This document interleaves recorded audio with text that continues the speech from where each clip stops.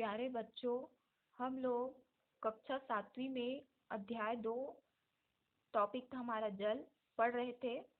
अब यहाँ पे हम लोगों ने जल एक प्राकृतिक संसाधन देख लिया, जीवन निर्वाह के लिए जल का महत्व देख लिए, पेयजल देख लिए, आसु जल, जल के भौतिक गुण, यहाँ तक हम लोग इसको पढ़ लिए थे। अगला हमारा टॉपिक है समुद्री जल का खारापन।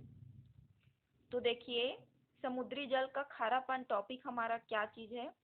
वर्षा का जल आसुत जल होता है, ठीक है। ऊपर से जो पानी नीचे गिरता है वो आसुत जल रहता है, पूरी तरह से स्वस्थ शुद्ध रहता है, जिसमें खनिज लवण नहीं मिले हुए रहते हैं।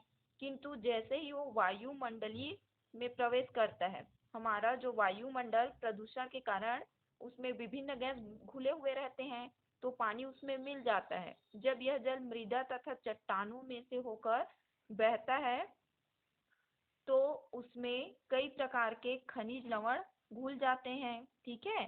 नदियों से बहकर यह जल समुद्र तक पहुंच जाता है।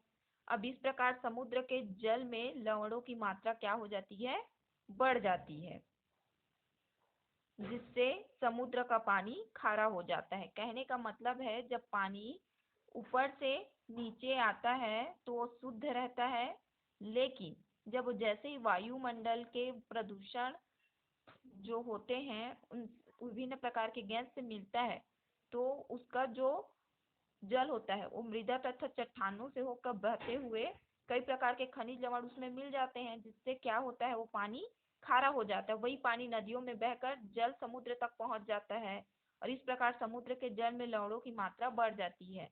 तो समुद्री जल का खारापन इससे बढ़ जाता है। अब यहाँ पे हम लोग देखेंगे कि उन लवणों के नाम लिखिए जो समुद्री जल में पाए जाते हैं, ठीक है।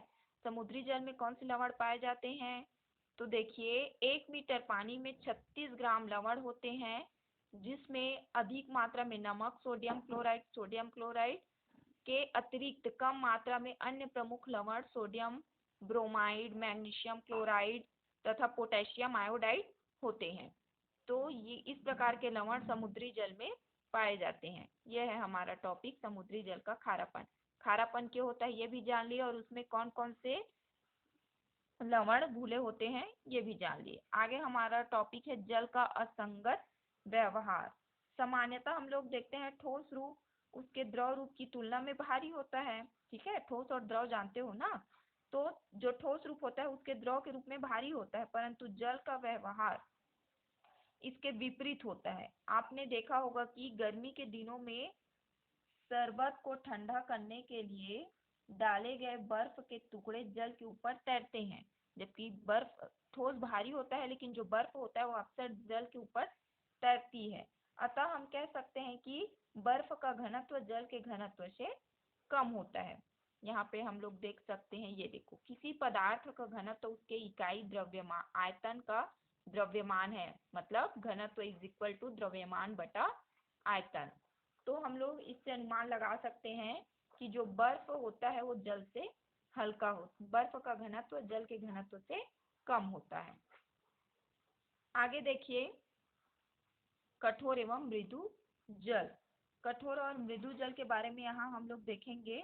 तो देखिए, नहाने एवं कपड़ा धोने पर जब जल साबुन के साथ बहुत सा झाग देता है तो उसे हम मृदु जल कहते हैं, ठीक। फिर बता रही हूँ मैं, ये बहुत इंपॉर्टेंट है। नहाने एवं कपड़ा धोने पर जब जल साबुन के साथ बहुत सा झाग देता है उसे मृदु जल कहते हैं। कुछ स्रोतों से प्राप्त जल साबुन के साथ अच्छी तरह झाग नहीं देता, उसे कठोर जल कहते हैं, ठीक। आया समझ में। जो साबुन जल में अच्छे से झाग दे वो मृदु जल है, और जो साबुन जल में अच्छे से झाग नहीं देता वो कठोर जल कहलाता है, ठीक। अब यहाँ पे ये 2 प्रकार के होते हैं, अस्थायी कठोरता और स्थायी कठोरता। अस्थायी कठोरता क्या है, जल में मैग्नीशियम और कैल्शियम के बाइकार्बोनेट के घुलने के कारण होती है। इसे जल को उबाल कर दूर किया जा सकता है। सबसे अच्छा उपाय, यदि जल कठोर है तो इसको हम लोग उबाल के इसको मृदु जल बना सकते हैं। अब दूसरा है स्थायी कठोरता। तो स्थायी कठोरता में कैल्शियम और मैग्नीशियम के क्लोराइड तथा सल्फेट लवण घुले होने के कारण होते हैं। जल की स्थायी कठोरता को उबालकर दूर नहीं किया जा सकता। ठीक, आया समझ में? यह है कठोर एवं मृदु जल और उसके टाइप। अब है जल का विद्युत अपघटन। जल का विद्युत अपघटन अगला टॉपिक है हमारा। तो देखिए, जल का विद्युत अपघटन हम लोग चित्र के द्वारा इसको समझेंगे।